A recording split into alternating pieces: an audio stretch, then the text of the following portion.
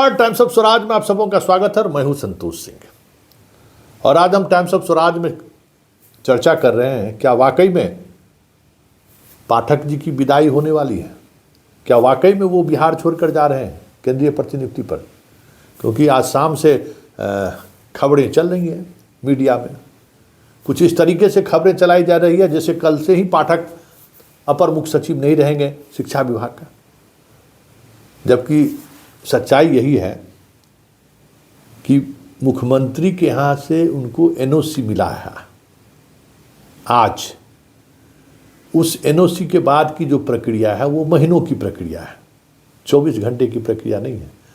अब भारत सरकार में वो जाएंगे, भारत सरकार में कैबिनेट सेक्रेटरी की अध्यक्षता में बैठक होती है। उस बैठक में जो केंद्रीय प्रतिनियुक्ति पर जो पदाधिकारी आते हैं उनकी पोस्टिंग होती है।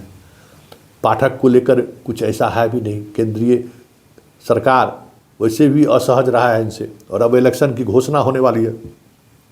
ऐसे समय में हमें नहीं लगता है कि तुरंत पाठक के लिए कोई बैठक बुला ली जाए और उनकी पोस्टिंग हो जाए कि कल दो दिन में चले जाए। लेकिन हाँ, जो लगातार दबाव सरकार पर बन रहा था, अब देखें ना, सुशील मोदी अभी ट्वीट किए हैं कि राजभवन और जो शिक्षा विभाग के अपर मुख्य सचिव के बीच जो टकराव की स्थिति बनी है उसके लिए मंत्री को हस्तक्षेप करना चाहिए। तो ये सब चीज़ें जो दबाव लगातार आज विधान परिषद में जो कुछ भी हुआ, कम से कम इस खबर के बाद मुख्यमंत्री कल विधानसभा सत्र के समापन पर जब अपनी बात रखेंगे, सत्र के बारे में जब वो बोलेंगे, तो कम से कम हल्ला हंगामा तो के पाठक को लेकर तो नहीं होगा कि चलिए अब तो वो जा रहे हैं। लेकिन कितना वक्त लगेगा उनका जाने के लिए कहना मुश्किल है। और दूसरी एक और बात है जिस बात को लेकर भी समझने की ज़रूरत है। देखिए, अभी चीफ सेक्रेटरी पद को लेकर ज़बरदस्त तोड़ जोड़ चल रहा है। विवेक सिंह गए, उनको रेरा का चेयरमैन बना दिया गया, 5 साल के लिए उनको भेज दिया गया।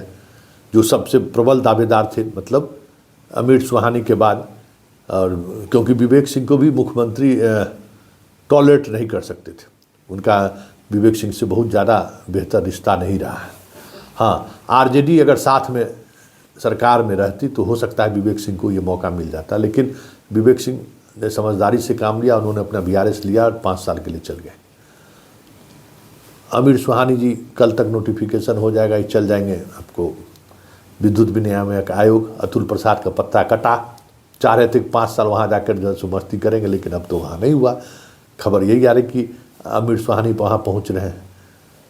और उसके बाद बचते हैं मल्होत्रा, ब्रजेश मल्होत्रा, और फिर चैतन्य प्रसाद। चैतन्य प्रसाद को फिलहाल बनाने को लेकर समस्या है कि चैतन्य प्रसाद अगर बने तो अपर मुख्य सचिव पद से के पाठक को हटना पड़ेगा, क्योंकि के पाठक और वो दोनों एक ही बैच के हैं। दोनों एक बैच के अधिकारी इस तरीके से नहीं रह सकते हैं, विकास आयुक्त बनाना पड़ सकता है। तो ये सब चीज़ें चल रही हैं। ऐसे में जो जानकारी मिल रही है कि इस वजह से, क्योंकि सरकार के पाठक को रखना चाहती है और किसी तरीके से चुनाव तक ये रह जाए, मई तक रह गया तो कुछ और खेला हो जाएगा, कुछ दिमाग में ये सरकार का चल रहा होगा, तो सरकार पेशोपेश की स्थिति में है।